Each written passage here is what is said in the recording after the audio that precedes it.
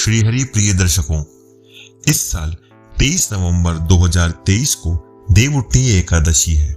हिंदू धर्म में देवउठनी एकादशी का विशेष महत्व है। हिंदू पंचांग के अनुसार कार्तिक मास के शुक्ल पक्ष की एकादशी को देवउठनी एकादशी कहा जाता है। इसे प्रबोधिनी या देवोत्थान एकादशी के नाम से भी जाना जाता है। शास्त्रों के अनुसार देवउठनी एकादशी के दिन ही जगत के पालनहार भगवान विष्णु 4 महीने की योग निद्रा से जागते हैं और पुनः सृष्टि का कार्यभार संभालते हैं। इससे पहले 4 माह के चतुर्मास में भगवान भोलेनाथ संभालते हैं। इस दिन से ही सारे शुभ व मांगलिक कार्य शुरू हो जाते हैं। इस दिन ही भगवान शालिग्राम और माता तुलसी के विवाह का भी प्रावधान है। इस दिन ही भगवान श्री हरि की खास तरह की पूजा की जाती है। भगवान श्री हरि की पूजा से ही सारे शुभ कार्यों की शुरुआत होती है। आइए जानते हैं एकादशी व्रत की पौराणिक कथा। एक राजा के राज्य में सभी लोग एकादशी का व्रत रखते थे। प्रजा तथा नौकर चाकरों से लेकर पशुओं तक को एकादशी के दिन अन्न नहीं दिया जाता था। एक दिन किसी दूसरे राज्य का एक व्यक्ति राजा के पास आकर बोला, महाराज कृपा करके मुझे नौकरी पर रख लें। तब राजा ने उसके सामने एक शर्त रखी कि ठीक है, रख लेते हैं, किंतु रोज तो तुम्हें खाने को सब कुछ मिलेगा, पर एकादशी को अन्न नहीं मिलेगा। उस व्यक्ति ने उस समय हाँ कर ली, पर एकादशी के दिन जब उसे फलाहार का सामान दिया गया तो वह राजा के सामने जाकर गिड़गिड़ाने लगा, महाराज इससे मेरा पेट नहीं भरेगा, मैं भूखा ही मर जाऊंगा, मुझे अन्न दे दो। राजा ने उसे शर्त की बात याद दिलाई, पर वह अन्न छोड़ने को राजी नहीं हुआ। तब राजा ने उसे आटा, दाल, चावल आदि दिया। वह नित्य की तरह नदी पर पहुंचा और स्नान कर भोजन पकाने लगा। जब भोजन बन गया तो वह भगवान को बुलाने लगा, आओ भगवान, भोजन तैयार है। उसके बुलाने पर पीतांबर धारण किए भगवान चतुर्भुज रूप में आ पहुंचे तथा प्रेम से उसके साथ भोजन करने लगे। भोजन आदि करके भगवान अंतर्ध्यान हो गए तथा वह अपने काम पर चला गया। 15 दिन बाद अगली एकादशी को वह राजा से कहने लगा कि महाराज मुझे दोगुना सामान दीजिए।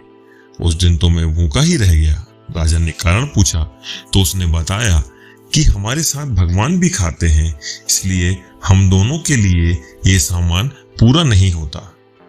ये सुनकर राजा को बड़ा आश्चर्य हुआ। वह बोला, मैं नहीं मान सकता कि भगवान तुम्हारे साथ खाते हैं। मैं तो इतना व्रत रखता हूँ, पूजा करता हूँ, पर भगवान ने मुझे कभी दर्शन नहीं दिए। राजा की बात सुनकर वह बोला, महाराज यदि विश्वास ना हो तो साथ चलकर देख लीजिए। राजा एक पेड़ के पीछे छिपकर बैठ गया। उस व्यक्ति ने भोजन बनाया तथा भगवान को शाम तक पुकारता रहा, परंतु भगवान न आए। अंत में उसने कहा, हे भगवान, यदि आप नहीं आए तो मैं नदी में कूदकर प्राण त्याग दूंगा। लेकिन भगवान नहीं आए। तब वह प्राण त्यागने के उद्देश्य से नदी की तरफ बढ़ा। प्राण त्यागने का उसका दृढ़ इरादा जान शीघ्र ही भगवान ने प्रकट होकर उसे रोक लिया और साथ बैठकर भोजन करने लगे। खा पी कर वे उसे अपने विमान में बिठाकर अपने धाम ले गए। ये देख राजा ने सोचा कि व्रत उपवास से तब कोई फायदा नहीं होता जब तक मन शुद्ध ना हो। इसके साथ ही राजा को यह ज्ञान मिला कि ये उपवास हमेशा मन से किया जाना चाहिए और सच्चे मन से किया हुआ उपवास ही सफल होता है। देवउठनी एकादशी का मुहूर्त 22 नवंबर 2023 रात 11:03 से आरंभ हो रहा है, जो 23 नवंबर 2023 रात के 9 बजे तक रहेगा। क्योंकि उदय तिथि में ही पूजा का मुहूर्त बन रहा है, इसलिए 23 नवंबर को एकादशी मानी जाएगी। पूजा का समय सुबह 6:50 से 8:09 तक का है और रात्रि का पूजा का मुहूर्त शाम 5:25 से 8:46 तक का है। व्रत पारण का समय 24 नवंबर सुबह 6:51 से लेके 8:57 तक का है। देवउठनी ग्यारस को कई क्षेत्रों में गन्ना ग्यारस भी कहा जाता है, इसलिए यदि आप भगवान को गन्ने के मंडप में विराजेंगे तो उसका विशेष लाभ होगा। भगवान को सफेद मीठी चीज बहुत प्रिय है। सफेद मिठाई गन्ने का रस का उन्हें जरूर भोग लगाएं। 11 दिए जरूर लगाएं।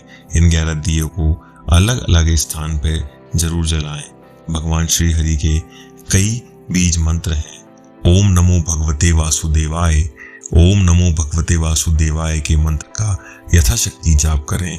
आपकी सभी मनोकामना पूर्ण होंगी और आने वाले वर्ष में जो भी शुभ काम आप करना चाह रहे थे वे सभी सफल होंगे। जय श्री हरि, जय श्री विष्णु।